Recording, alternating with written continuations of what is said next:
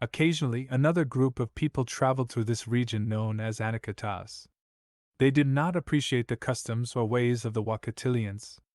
Only three classes of people were defined during this period of time, and the Abenians, an alien race, named them.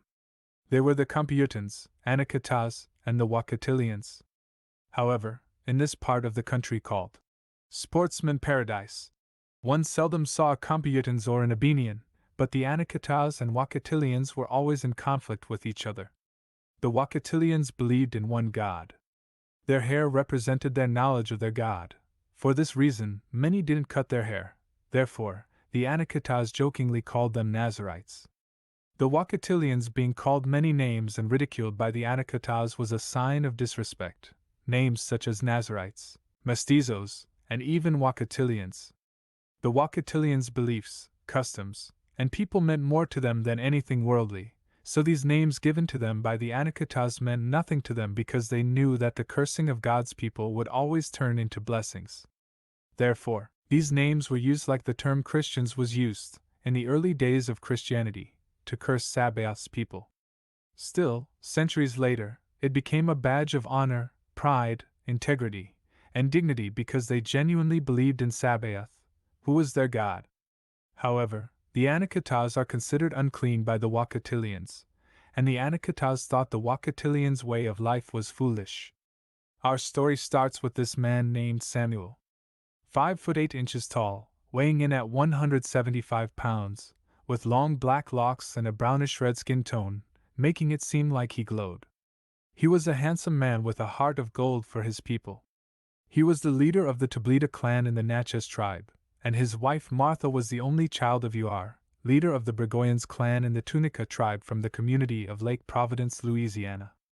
His wife was a compassionate, yet shy woman who truly loved the Almighty. The marriage of the two later made these two tribes become one. At the height of his youth, Samuel had the speed of a cat and the strength of a bull, and by the time he reached his 20s, he received a double blessing as he miraculously saved the village of Lake Providence.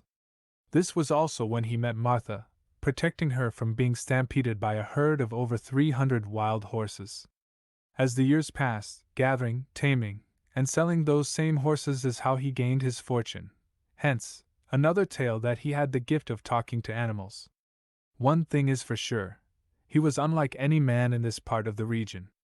Samuel had a set of twins, before he met his wife Martha, named Idel and Adele, and he had 10 children, 5 boys and 5 girls, with Martha. Samuel was the oldest man to live in this region since the beginning of its history, dying at a ripe old age of 112 years old. Upon the birth of his youngest daughter, Miriam, he moved to Tallulah. As the third-born child of 13 children, he did not want his children to marry family members, since his siblings had populated the small community of Lake Providence. Miriam was the youngest among Samuel's children. She was 37 years younger than her eldest twin sisters, Adele and Idel. One by one, as Samuel's children grew older and married, Miriam and her sister, Nut, who was only 9 months older, stayed home and helped around the house. They often visited their relatives in Lake Providence and the small towns and communities between them,